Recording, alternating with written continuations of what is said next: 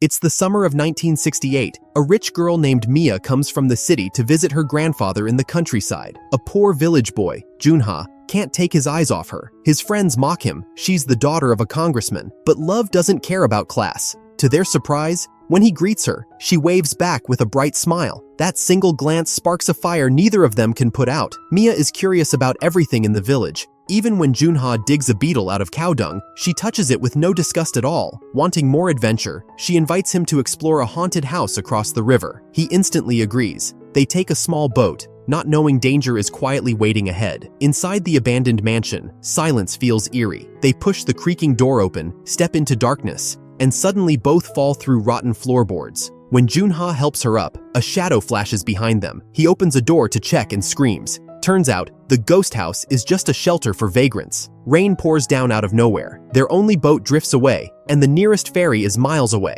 Worse, Mia twists her ankle on the slippery ground. Junha carries her to a broken melon shed. He wrings his wet clothes dry for her, then steals a watermelon to cheer her up. His rough way of cutting it shocks her, but she laughs. For the first time, this city girl feels her heart racing for a wild, unpolished boy. By nightfall, they reach another ferry. Fireflies glow by the river, her first time seeing them in real life. He catches one and hands it to her. That small gesture melts her heart. But at the dock, her grandfather is waiting. Knowing they must part, she gives Junha her necklace as a keepsake. Moments later, her servant carries her away, and the old man slaps Junha hard, a warning to know his place. Fate seems cruel. When school starts, Junha's best friend Liam asks him to ghostwrite a love letter to his fiancée. He shows the photo, and Junha freezes. It's Mia. Liam explains their families arranged the marriage years ago. Junha hides his pain, pretending nothing happened. Using his friend's name, he pours his own longing into the letter. Soon, a reply arrives, with 2 concert tickets.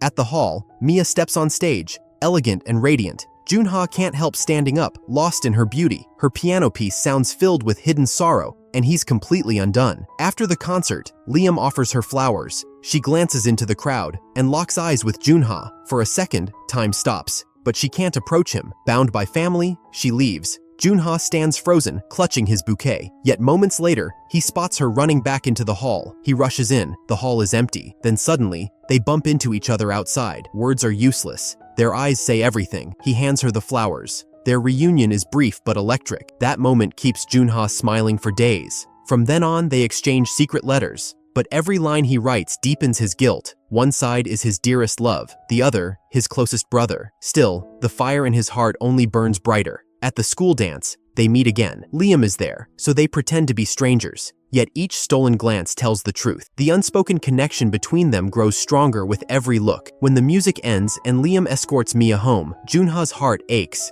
At her door, she hesitates. She wishes he would appear behind her. Then the porch light goes out, and when she turns, he's there, standing in the dim glow. Their eyes meet, soft and trembling. For that fleeting moment, the world falls silent. But love like theirs can't escape reality. Her marriage is already sealed by her parents. And to make things worse, Liam slowly falls for her too. One day he brings flowers, confessing his feelings. Mia is lost. Her heart belongs to Junha, yet duty ties her elsewhere. To end the pain, she breaks up with Junha. Every night, their secret signal light still flickers, but she forces herself to ignore it. One stormy evening, Junha comes anyway, drenched, begging for another chance. She fights her tears and lies. "I never loved you. We were never meant to be." Those words crush him. He runs into the rain, flashing their signal again and again, hoping for her answer. But her window stays dark. Desperate, he decides to tell Liam the truth. "I've known Mia for years. We truly love each other." Liam listens, shocked but calm. After a long silence, he says he'll step aside. His choice nearly costs him his life. Beaten by his furious father, who refuses to lose a chance to marry into power, Liam swears to win Mia back. But inside, he's already given up. Later, trembling, he asks Junha, "Will you take care of her?" Then he disappears. When Junha finally finds him, Liam has a belt wrapped around his neck. "This is the only way I can set you free," he whispers.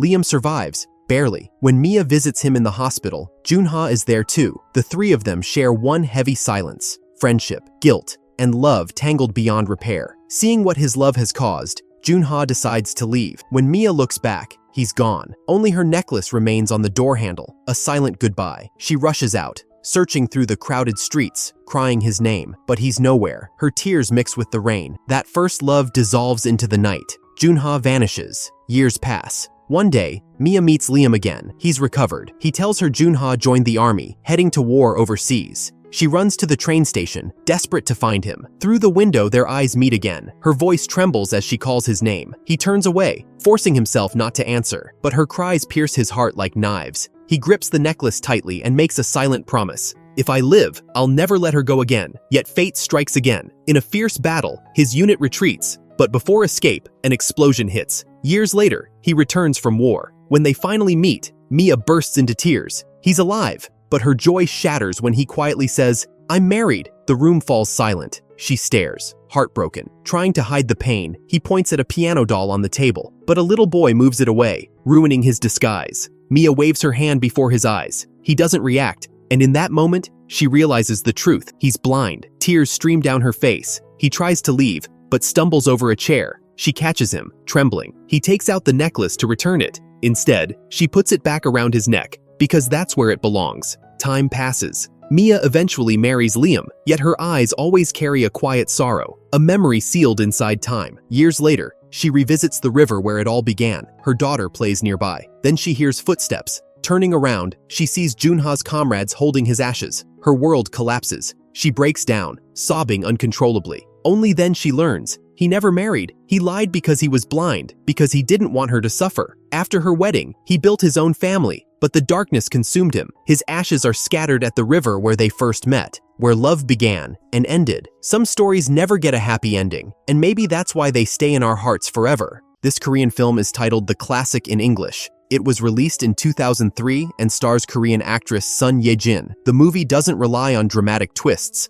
but its delicate emotions, beautiful cinematography, and touching soundtrack make it a timeless romance that moves anyone who still believes in love.